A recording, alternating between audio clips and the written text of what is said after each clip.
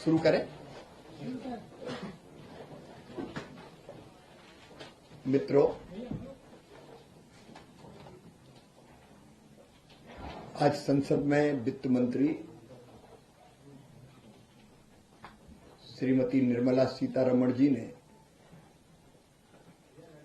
एक अभूतपूर्व बजट पेश किया है। ये बजट देश के 140 करोड़ भारतीयों का बजट है। संपन्न, समृद्ध, आत्मनिर्भर और विकसित भारत के निर्माण का बजट है। इस बजट में समाज के हर वर्ग के कल्याण का ध्यान रखा गया है। सचमुच में एक दूरदर्शी बजट है जिसमें हर क्षेत्र को कवर किया गया है और विशेषकर कृषि और ग्रामीण विकास की दृष्टि से देखा जाए, मैं उसी को फोकस करूंगा। इस बार ग्रामीण विकास के लिए बजट में 1,88,754 करोड़ रुपए का प्रावधान है। इसके पहले 1,77,000 करोड़ का बजट था।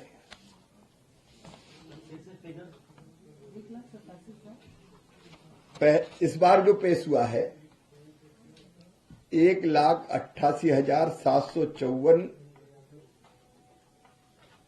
करोड़ 53 लाख रुपए का बजट।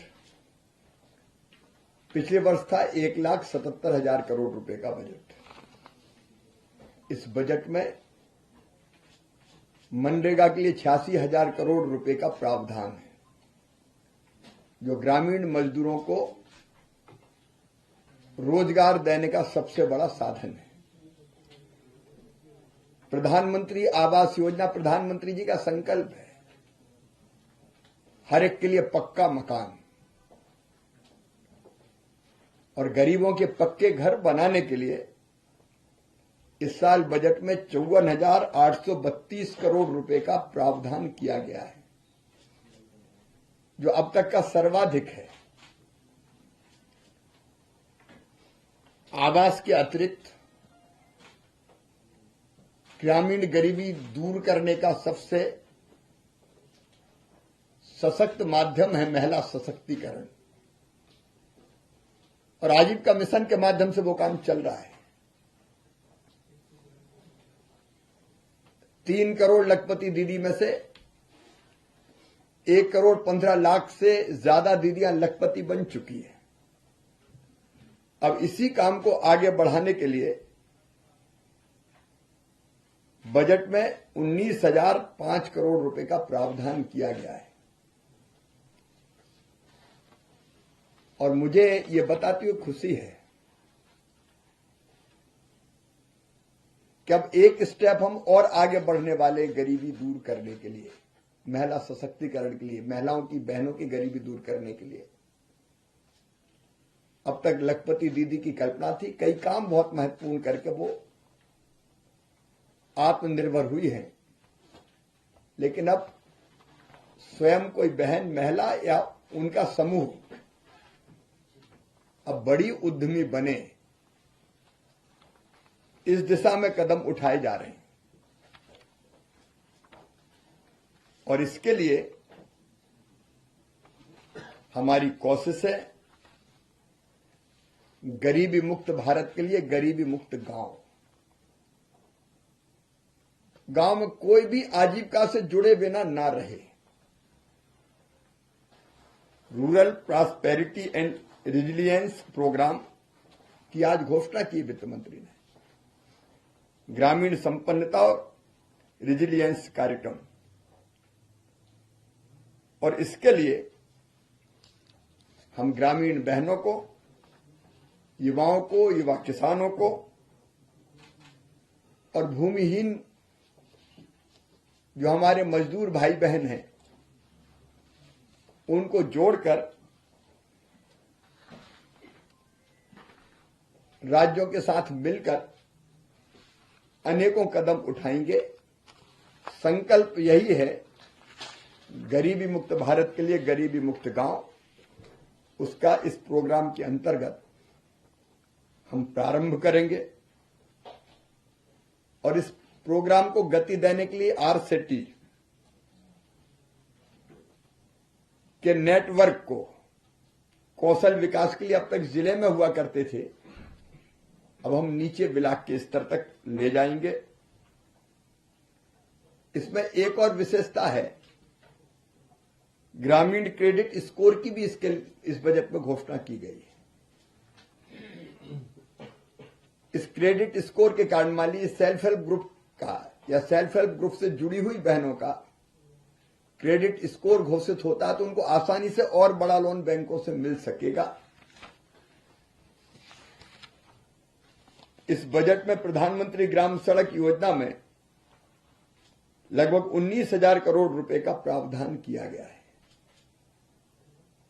मैं ये मानता हूं कि ग्रामीण भारत से गरीबी दूर करने के लिए यह बजट बहुत प्रभावी उपकरण सिद्ध होगा। वैसे ही कृषि के लिए आज भी कृषि भारतीय अर्थव्यवस्था की रीढ़ है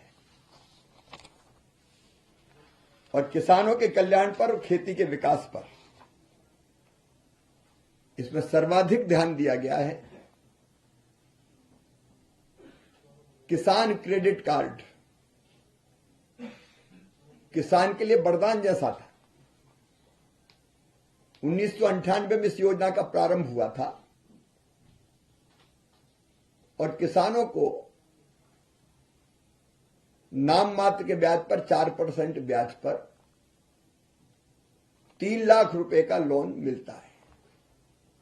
अगर प्राकृतिक आपदा आ जाए, कोई और दिक्कत पड़ जाए तो ऋण वापसी की अवधि को भी बढ़ाया जाता है, बिना ब्याज की दर बढ़ाए। अब तक यह लिमिट थी 3 लाख, इसको 3 लाख से बढ़ा के 5 लाख रुपया किया गया है। देखिए, कृषि विकास को बढ़ाने में, विकास दर को बढ़ाने में हॉर्टिकल्चर का बहुत बड़ा योगदान है। वैसे भी आपने देखा है कि कृषि की विकास दर लगातार लगभग 10 सालों से 5% के आसपास रही है, लेकिन इसमें भी फल सब्जियों का बड़ा योगदान है। और किसान को फल और सब्जी लगानी है तो ज्यादा निवेश की जरूरत पड़ती, पैसे ज्यादा लगते हैं। तो ये जो 5 लाख रुपया किसान को मिलेंगे उसको और बड़े निवेश के लिए सक्षम बनाएंगे और इससे हमारा कृषि विविधीकरण का, डाइवर्सिफिकेशन का सपना भी पूरा होगा, पैसा अगर किसान के पास आएगा तो। और इसलिए किसान क्रेडिट कार्ड के लिए जो प्रावधान किया गया है उसके लिए मैं प्रधानमंत्री जी को हृदय से धन्यवाद देता हूं, वित्त मंत्री जी का आभार प्रकट करता हूं। एक और बड़ा कदम जो खेती के लिए उठाया गया है, कई ऐसे जिले हैं जहां कृषि उत्पादकता कम है। एक जैसे जिले नहीं है कि एक समान उत्पादन हो रहा हो। इस असमानता को दूर करने के लिए प्रधानमंत्री धन धान्य कृषि योजना, ऐसे 100 जिले जहां कृषि की उत्पादकता कम है, फसलों की कुल मिला के तीव्र, कहीं जैसे कुछ हिस्से 2-2, 3-3 फसल होती, वहां एक ही फसल होती है, कई महीनों तक खेत खाली पड़े रहते हैं।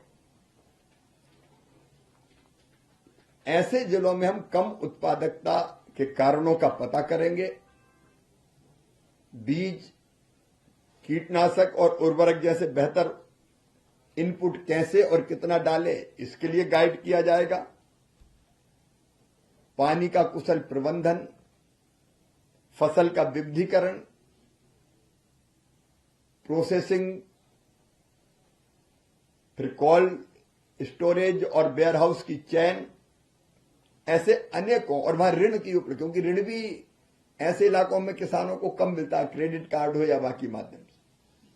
तो ये योजना भी ऐसे जिलों में न केवल कृषि की उत्पादकता को बढ़ाएगी, बल्कि ऐसे जिलों में लगभग 1,70,00,000 किसान होंगे।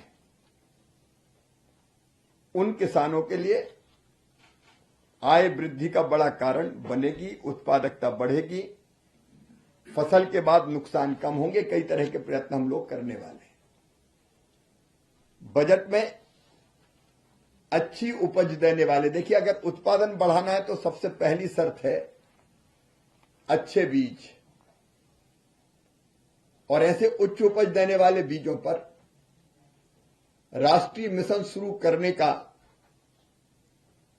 की घोषणा वित्त मंत्री जी ने की है। अब इसमें हम उच्च उपज, जिनमें कीट प्रतिरोधक क्षमता ज्यादा हो, नहीं तो कोई एक कीट आया फसल पूरी खराब कर दी,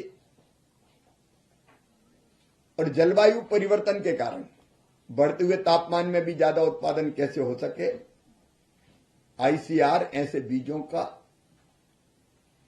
रिसर्च करके नए बीज उच्च उत्पादकता देने वाले बनाएंगे हम, और जल्दी किसानों के बीज ले जाएं, इसके प्रयत्न करेंगे।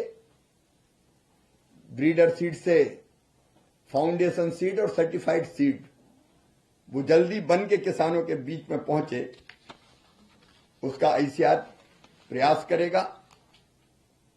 हमारे किसान कई चीजें पैदा करते हैं, उसमें से एक है कॉटन, कपास। तो कॉटन उत्पादकता मिशन भी शुरू करने की घोषणा वित्त मंत्री जी ने की है। हमारे कपास की न केवल उत्पादकता बढ़ाना, बल्कि गुणवत्ता भी बढ़ेगा। लंबे रेशे वाला, उच्च गुणवत्ता वाला कपास हमारे यहां पैदा हो, और इसके लिए फाइबर प्रोसेसिंग और इंफ्रास्ट्रक्चर में सुधार, सस्टेनेबल नेचुरल फाइबर को बढ़ावा देने का प्रयास किया जाएगा। अभी हमारी मांग है 326 लाख गांठों की कपास की, और केवल उत्पादन होता 300 लाख गांठों का। तो इस उत्पादन को बढ़ाना, उसके 3 मिनी मिशन है, उसके डिटेल में मैं नहीं जा रहा, लेकिन इससे भी कॉटन की उत्पादकता भी बढ़ेगी, गुणवत्ता भी बढ़ेगी, किसानों को ज्यादा फायदा होगा। फिर मखाना बोर्ड, मखाना विशेषकर हमारे बिहार, उत्तर प्रदेश जैसे कई राज्यों में गरीब किसान, विशेषकर मछुआरे, वो उत्पादित करते हैं, और मखाने को सुपर फूड माना जाता है। इसमें पर्याप्त मात्रा में कार्बोहाइड्रेट होता है। पिछले दिनों जब बिहार में गया था और बिहार के कृषि मंत्री भी यहां आए थे, तब मखाना उत्पादक किसानों की समस्याओं से अवगत कराया था। और इसलिए अभी क्या, मखाने में हाथ से पानी के अंदर मेहनत करनी पड़ती, जो काफी कठिन होता है। तो कैसे मैकेनाइजेशन करें, बाजार तक पहुंच की कमी कैसे दूर करें, कीमतों के उतार चढ़ाव का सामना न करना पड़े, कई तरह के, और मखाने की प्रोसेसिंग जैसे कई काम करने के लिए मखाना बोर्ड का गठन किया जाएगा। और ये सारे कदम जो उठाए गए हैं वो कृषि की उत्पादकता बढ़ाएंगे, उत्पादन की लागत घटाएंगे। एक विशेष चीज, फल और सब्जियों के उत्पादन पर विशेष ध्यान। लेकिन उसमें एक समस्या आती है, किसान जहां पैदा करता है वहां सस्ता बिकता है और उपभोक्ता तक महंगा आता है। ये कीमत का जो अंतर है उसको कम करने का हम गंभीर प्रयास करेंगे। उसके लिए अनेकों कदम उठाए जाने का फैसला कृषि विभाग ने किया है। उसके लिए एक समग्र कार्यक्रम की बात आज माननीय वित्त मंत्री जी ने बजट में की है और इसलिए बागवानी के उत्पादन की गति वो भी हमको बढ़ानी है। मौसमी उत्पादन खराब होने की जो प्रकृति है उससे हम निपटेंगे। अल्प भंडारण क्षमता के कारण दिक्कत होती, जल्दी खराब होता है। कई तरह के कदम उठाने का हम लोग काम करेंगे। टीओपी फसलों को भी, मतलब टमाटर, प्याज, आलू, इसके ठीक दाम मिले उसके भी प्रयत्न करेंगे। अभी जो लंबी आपूर्ति श्रृंखला में बिचौलियों को ज्यादा पैसा मिल जाता है, किसान को उतना नहीं मिल पाता, तो इसमें भी हम लोग प्रयास करेंगे फल और सब्जी क्षेत्र के लिए समग्र कार्यक्रम के अंतर्गत के किसानों को और ठीक दाम मिल सके। ये सारे समग्र प्रयत्न हमारे कृषि के काम में लगे करोड़ों करोड़ किसानों की आय को बढ़ाएंगे। अभी पहले तिलहन मिशन हमने बनाया था, ऑयल सीड्स के उत्पादन में आत्मनिर्भरता प्राप्त करने के लिए। अब इस बार बजट में वित्त मंत्री जी ने दालों में आत्मनिर्भरता प्राप्त करने के लिए कदम उठाने का ऐलान किया है। दालों का वार्षिक उत्पादन पहले जब एक बार प्रयत्न किया था तब बढ़ा था, अभी भी बढ़ा है। 15-16 में 16.32 मिलियन टन था, वो बढ़ के 24.24 मिलियन टन हो गया है। लेकिन अभी भी हमको आयात करना पड़ता है, इंपोर्ट करना पड़ता है। और इसलिए इस मिशन के अंतर्गत अच्छे बीज, फ्री में मिनी किट, अच्छे बीजों के देना, डिमॉन्स्ट्रेशन सहित अनेकों कदम उठाएंगे। नवीनतम बीजों की किस्में अपना के क्लस्टर आधारित दृष्टिकोण में पैकेज ऑफ प्रैक्टिस से लेके अनेकों कदम उठाना है, तो उस काम को भी हम करेंगे। और विशेष बात यह है किसान भाई बहनों के लिए कि अरहर, उड़द और मसूर जितनी पैदा करेंगे पूरी की पूरी खरीदी जाएगी। नाफेड जैसी एजेंसी के माध्यम से हम मिनिमम सपोर्ट प्राइस पर उसको खरीदने का काम करेंगे। इससे किसान को ठीक दाम भी मिलेंगे और दलहन के उत्पादन में हमारा देश आत्मनिर्भर भी होगा। ऐसे अनेकों कदम उठाने की घोषणा वित्त मंत्री जी ने कही है, जो किसानों के लिए बहुत लाभकारी सिद्ध होंगे। तो किसानों के लिए, गरीबों के लिए, महिलाओं के लिए, ग्रामीण युवाओं के लिए जो प्रावधान किए गए हैं, उनके लिए मैं प्रधानमंत्री श्रीमान नरेंद्र मोदी जी को हृदय से धन्यवाद फिर एक बार देता हूं। यह ग्रामीण भारत की तस्वीर भी बदलेगा और किसान और गरीब की तकदीर बदलने में भी समर्थ होगा। धन्यवाद। ठीक है।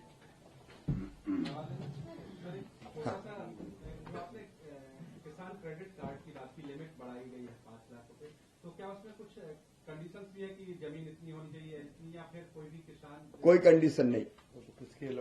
एक स्केल ऑफ फाइनेंस पहले से जो बना हुआ है उसी के आधार पर।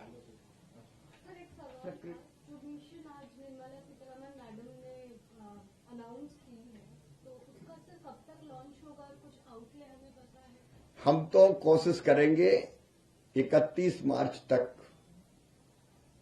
सारी औपचारिक प्रक्रियाएं पूरी कर ली जाए, कैबिनेट में हम ले जाएं और क्लियर करा लें, ताकि नए साल के प्रारंभ में ही, नया साल मतलब वित्तीय वर्ष जो होता है, उसमें हम इन चीजों पर तेजी से आगे बढ़ सकें। सर, अगर पूरे कृषि बजट की बात करें, ग्रामीण विकास, पंचायती राज, तो वो कुल कितना है?